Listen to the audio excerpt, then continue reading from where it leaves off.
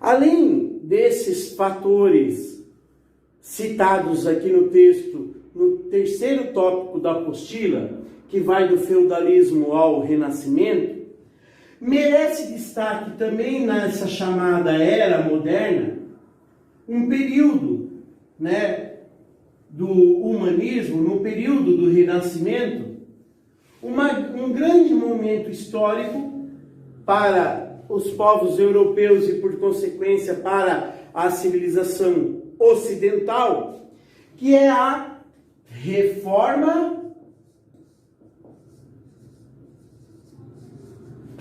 e a Contra-Reforma.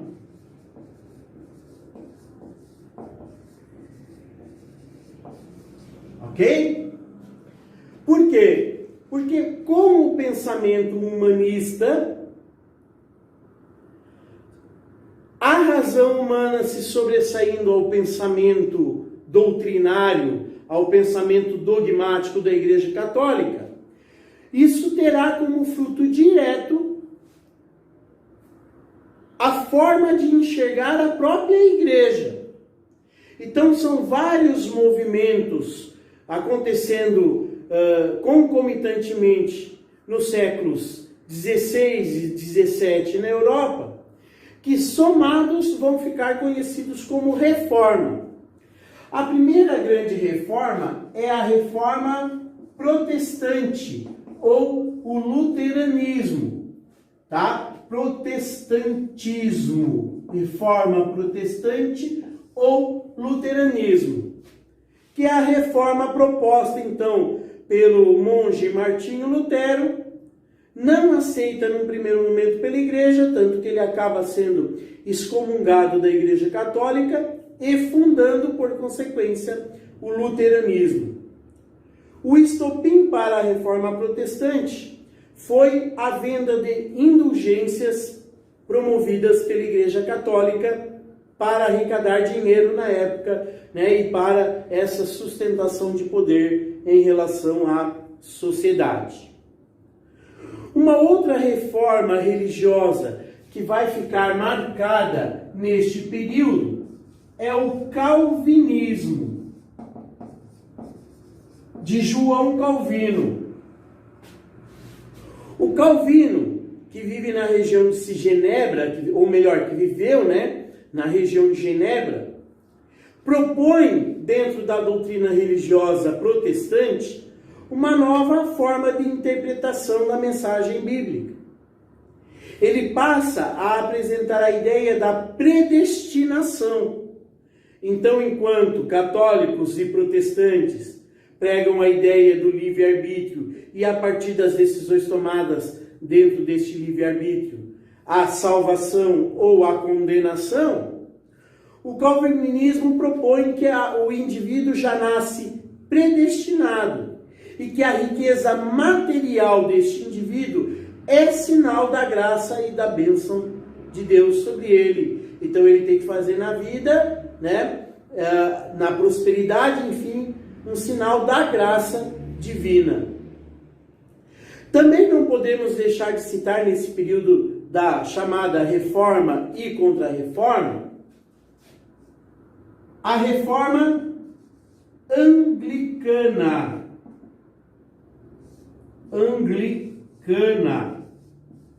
Ok?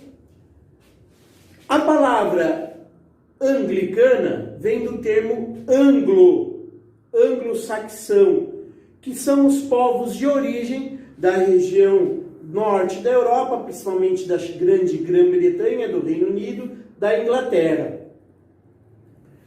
Então, na Inglaterra, o rei Henrique VIII, ou o rei Henrique VIII, rompe com a Igreja Católica ao propor para o Papa a anulação do seu casamento, anulação negada então pelo Papa. Em reação, ele manda ao parlamento inglês uma carta pedindo então um ato de soberania sobre a Igreja inglesa que a partir daquela aprovação do parlamento não é mais subordinada então a Roma, a Igreja Católica. Ali surge então a Igreja Anglicana, um misto de crenças católicas, calvinistas, enfim, que rege e que é comandada então pelo rei da Inglaterra, a partir então do reinado de Henrique VIII. Claro que, diante deste cenário de domínio da Igreja Católica sobre a sociedade europeia sendo ameaçado pelas reformas religiosas, aqui nós citamos as principais, a Igreja Católica faria uma reação, teria então uma reação. E essa reação da Igreja Católica fica conhecida então como Contra-Reforma. A Contra-Reforma, ela pode ser destacada principalmente pela questão da convocação do Papa Paulo III para o Concílio de Trento. Então ali convoca-se todas as autoridades eclesiásticas que vão se reunir neste concílio para tomar diversas decisões em relação à reforma religiosa, no sentido de fazer com que a Igreja Católica reaja, crie um movimento de reação na sociedade em relação às reformas protestante, calvinista, anglicana e outras. E dentro dessas várias medidas tomadas pela Igreja na Contra-Reforma, a principal será a criação das ordens religiosas, com destaque para os padres jesuítas, que são então os padres que vão ter essa missão de evangelização, de reeducação do povo.